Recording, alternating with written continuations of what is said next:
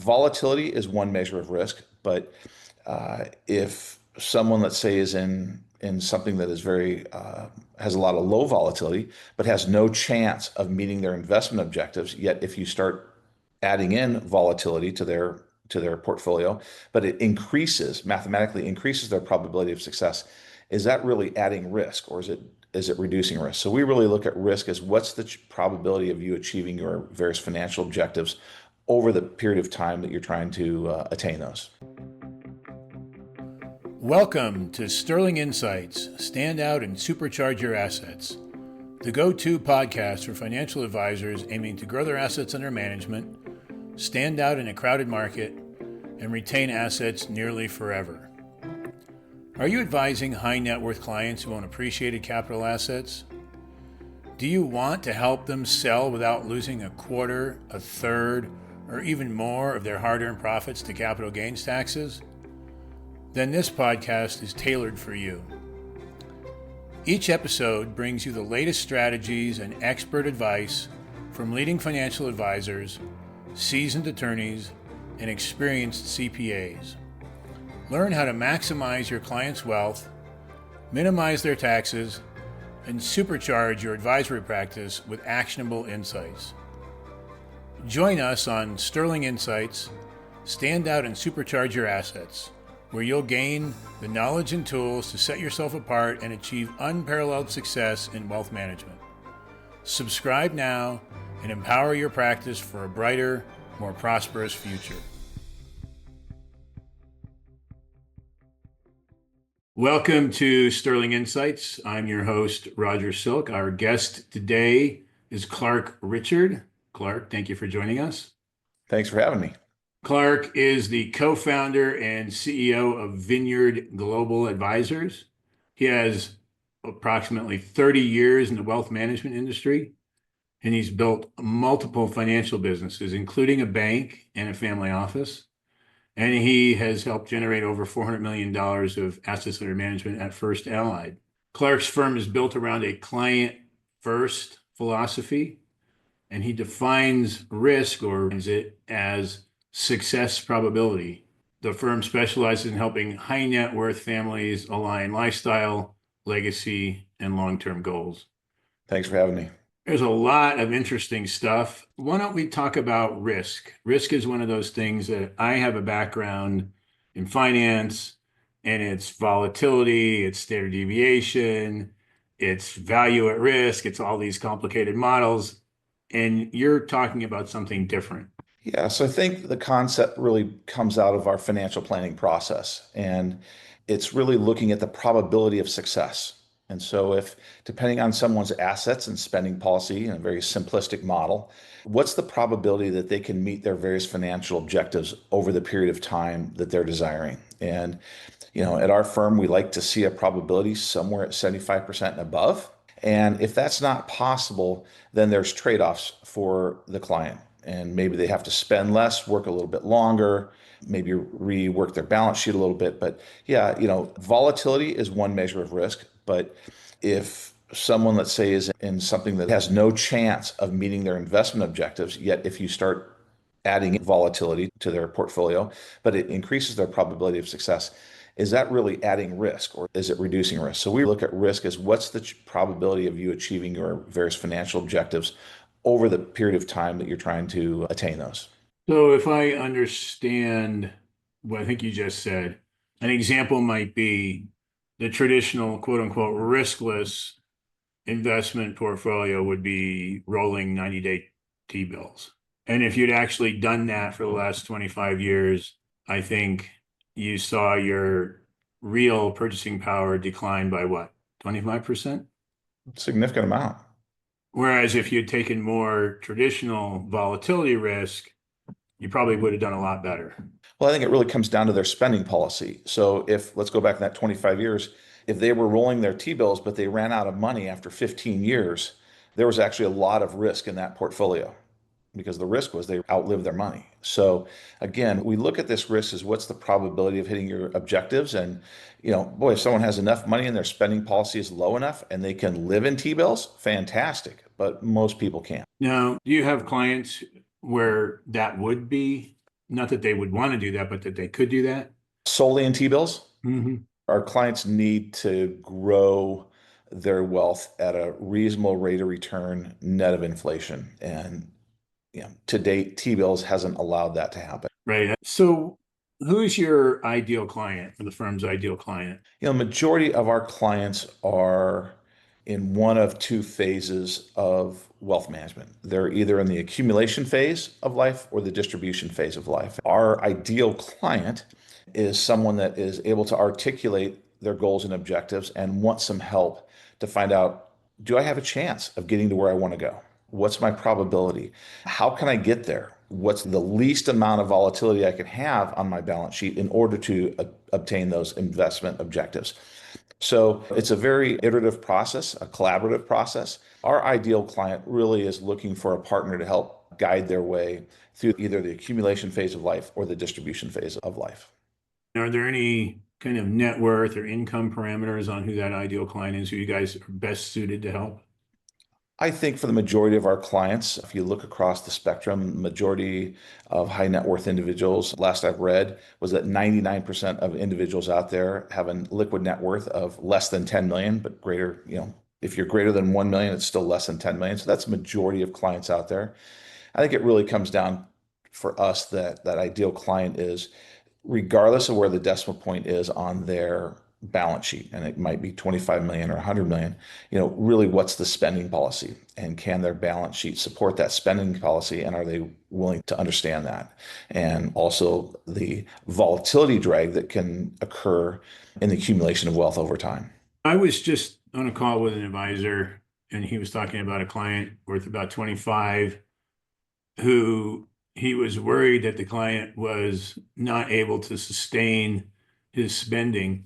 Can you walk us through maybe some examples of, because most people would think 25 million, that's plenty. Do you guys have you come across somebody who has 25 million and they've got to still be, you've got to do a lot of planning and explaining, and here's why you have to do this and that? So there's levels of planning. There's cash flow planning, of course, as we were talking about, but there also then dives into philanthropic planning, estate planning. So when you look along the continuum, there are various objectives, and we've identified 13 kind of broad categories that clients may come into contact with either during that accumulation or distribution phase of life. And so as we prioritize those and add them into their financial plan and then layer them all together and look at what is their probability of success, that's really going to then drive the next step. So the first step for us is, can you achieve what you want to achieve via cash flow, philanthropic, other gifting, whatever it may be? And how do you feel about estate taxes? What percentage of your remaining net worth do you want to give to the government? What percentage do you want to give to beneficiaries, or what percentage do you want to give to other charities? So those drive a lot of the planning aspects once we sit down with a client. Is there a percentage of, say, net worth that you work with that you guys see as sort of sustainable withdrawal rate? Well, the withdrawal rate is very market driven. When interest rates were zero, it was very difficult for especially retirees. Their cash was earning nothing.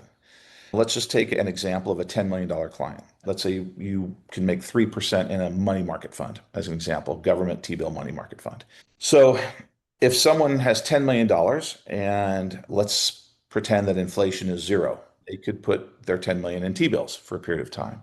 But if inflation is five, then they're going to need to earn something more than three because they're going to lose purchasing power. So typically, once we look at the rate of return that's required for them, net of taxes and fees and adjusted for inflation, what is that net rate of return? And if that number is moving above what you can make, say, in a 10-year bond, let's say you could just go out and buy a 10-year bond yielding 10%, and you had a very good feeling that over that period of time inflation was going to be two and you were going to spend three, there's an odds that the client would be fine there. But and then you have to take into situations like, do they want to leave their principal to their beneficiaries? So all of those add up to kind of what we're going to look at as the required rate of return to hit all those objectives. Is it reasonable?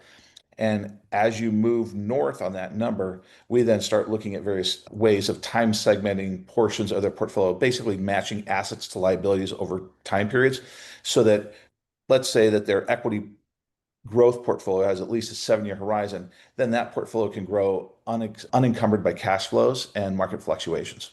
So would that mean that you would then, Well, in that case, let's say it's the math works out because it's very mathematically driven. And let's say that there's 3 horizons. Let's say 1 to 3 years, 4 to 7, and 7-year longer. So kind of a liquid portfolio, a mezzanine portfolio, and a growth portfolio. So the liquid portfolio, we're going to assume that that gets consumed over those 3 years for lifestyle expenses, philanthropic, whatever it may be. Years 4 through 7, you're going to plan on that getting consumed as well. If the markets do extremely well over that 7-year period, you might be kind of overfunded, so you can start reloading some of those time frames earlier. But again, you're looking at what rate of return then does that portfolio, that growth portfolio, have to achieve in order to kind of refund those various time frames. So in essence, it's making an individual think, or a family think, like a defined benefit plan. Am I overfunded or underfunded at any given point in time? And if, let's say your required rate of return is 8%, and yet you have the markets doing 20, 25, 30% for 3 years. Well, that gives the ability to start reallocating into those previous time commitments and liabilities and kind of reload those time frames earlier. So again, you're trying to leave your growth portfolio to do its thing, but you don't want to have to dip in and sell stocks for lifestyle expenses in a down market. so we had a long period of time of kind of zero interest rates, and now interest rates are like what, 3, 4, 5%. So how is what you do, how has it changed from the zero interest rate environment to the current interest rate environment? Well, it sure has helped retirees that are sitting on cash. They're earning something on their cash. So that takes pressure off the growth portfolio. Okay. So that's a big way. As fixed income rates have gone up again, and if you're allocating to that 4 to 7 year horizon, that gives you the ability to have some more liquidity on the balance sheet. Again, taking return pressure off of the growth portfolio. And so, you know, as we then model out that growth portfolio, we're looking at various asset classes and thinking, okay, we may need some income, we may need some growth, and the math is pretty clear how much growth you need versus how much income you need. Let's just say that you have a segment that's giving you 3% dividend yield and you need a 7% total return for that client. That means you need a 4% growth if you're getting the 3%. So you have to also factor in some taxes and things like that. But having a higher interest rate environment has helped a lot. It's definitely helped the retirees with their cash and their fixed income allocations. And as you can see in the equity markets, valuations have moved up. And so we'll see what happens here moving forward with some of the sectors that are really dependent upon the discounted cash flow metrics and the impacts of cost of capital from fixed income. What kind of feedback do you hear from clients about their effective inflation rates? Because I know the CPI is out there, but that doesn't necessarily apply to everybody the same. Yeah, that is a great question that's very geographically dependent. The cost of a gallon of gas. That's very different in California, where I live, versus maybe Louisiana or Colorado. And so I tend to look at their inflation rate of their consumption patterns.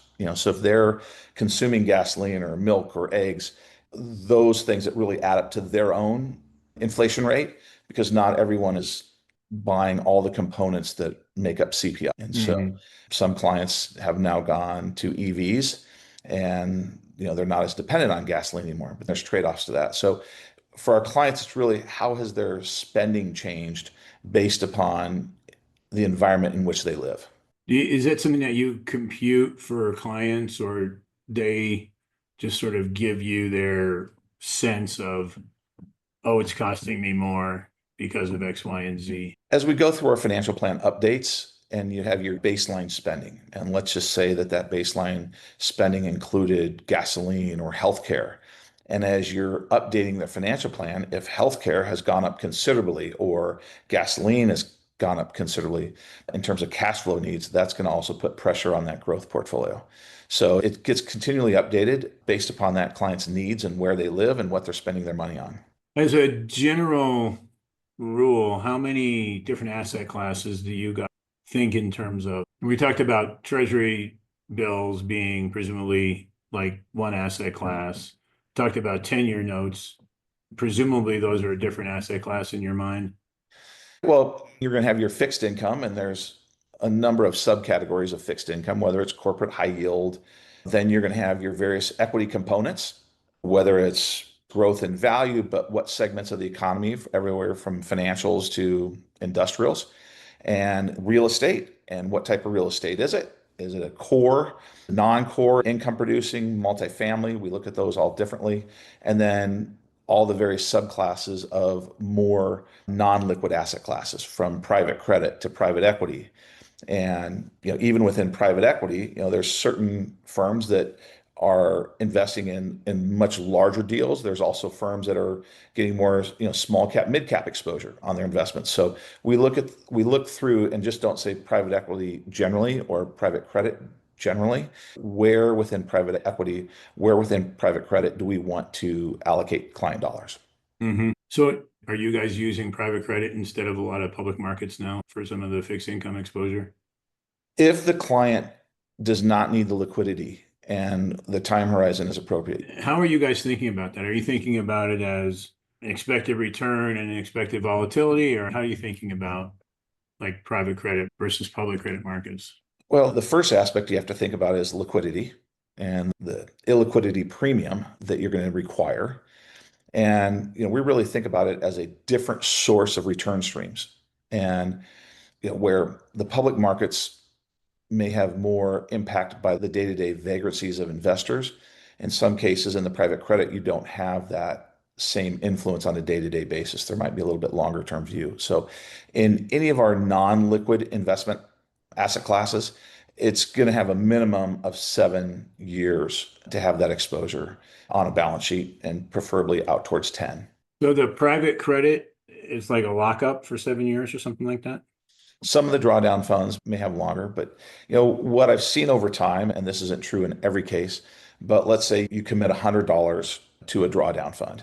Over time, generally speaking, I've seen somewhere, give or take a little bit, about 75% of actually being drawn down, because as they return capital, they might use some of that capital they're returning for future capital calls. So you got to be kind of careful how much you're allocating and actually how much gets invested. So you might actually find you're underinvested based upon how they're calling the capital. And so, whether it's drawdown funds or interval funds, there's trade-offs in all of them. And again, we're looking through where do we see the risk and return opportunity for various sub-asset classes within private credit. So if I understand, an interval fund, if you have a client and you put $1 million into an interval fund, that entire amount is invested or not? It can be, yes. And then Uh, sometimes there's liquidity gates. You can only mhm. pull out so much a quarter, and sometimes those gates get put up and no one can redeem. So again, the biggest aspect in whatever non-liquid vehicle or semi-liquid vehicle is making sure that you're matching assets to liability and with a big overlay on liquidity. And so majority of our non-liquid investments are in drawdown funds. And so explain how the drawdown fund is different from the interval fund. Let's say you commit $1 million to a private equity fund. It may take them 3, 4 years, 5 years to draw down your $1 million. So you're not fully invested day one. Okay. So if an investor, let's take this hypothetical investor with $10 million. I don't know if you'd allocate a million, just to say you did. On day one, how do you think about that allocation? Do you think, I've got $1 million of exposure to private equity, or I've got $100,000 of exposure? There's two kind of questions there. Is if we're going to allocate $1 million into non-liquid assets, it's not going to be 100% into private equity. We tend to break then that up. Kind of the way that we look at it is four different pools, so to speak. And one might be more of a capital preservation, one might be more of an income oriented pool, one might be a growth in income, and the other could be a growth. And within those asset class or within those pools, we're going to have multiple managers. We're going to have private credit, we're going to have private equity, through the capital structure. We may have core and non-core real estate. We may have some hedge funds in the fixed income areas. Each of those pools then is allocated differently. The environment that we use, we can allocate into that pool. We'll manage the capital calls, the cash for the capital calls. At any given time, if they've only drawn down 100,000 of a million, yes, you only have 100,000 invested in that pool, but you have a potential liability for another 100 or for another 900,000. There's a kind of a contingent liability on the balance sheet. So we will manage the capital calls for the clients. And one of the beauties of the environment that we use is you might have 15, 20 different firms managing components of that non-liquid portfolio, but they're only going to get one K1, and that's fantastic. How do you guys think about taxes in the context of your investment portfolios for high net worth clients? It's not what you make, it's what you keep. And so then everything else equal, if you're going to have some tax deferred assets probably in retirement plans, and you're going to have a lot of taxable assets. How are you going to tend, if at all, are you going to tend to weight your investments in, say, ordinary producing versus dividends and cap gains? Are you going to weight that one way or another? Yeah, so it really goes back to that cash flow question. How much cash flow, current cash flow do they need?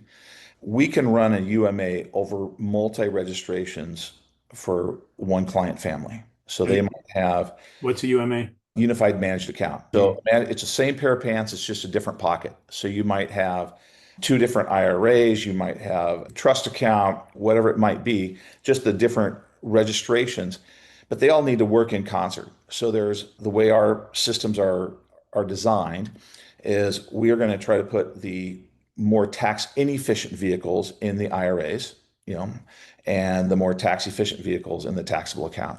But as we draw down assets, typically depending on again on the client's spending policy, we're going to look first for the taxable assets, and then we'll start looking and trying to defer taxes as long as possible. But you have to be very careful on that taxable portfolio. Let's just say you could put it all in the S&P index.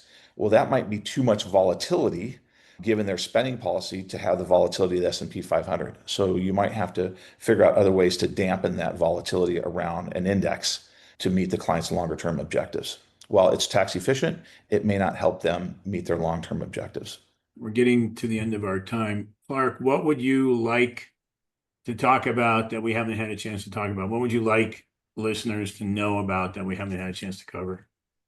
Yeah, in our opinion, we think it's imperative that a client integrate their wealth management strategy into the portfolio design strategy. And a lot of times we don't see that integration happening, and it's also then not integrated into their tax plan or their estate plan.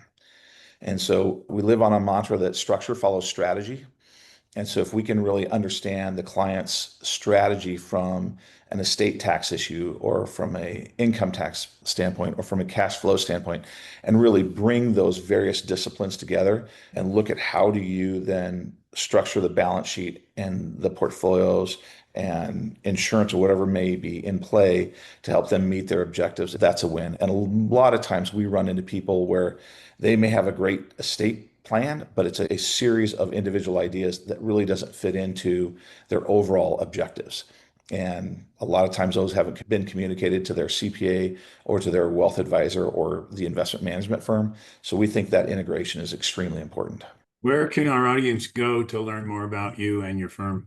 So our investment management firm, Vineyard Global Advisors, it's www.vineyardglobaladvisors.com.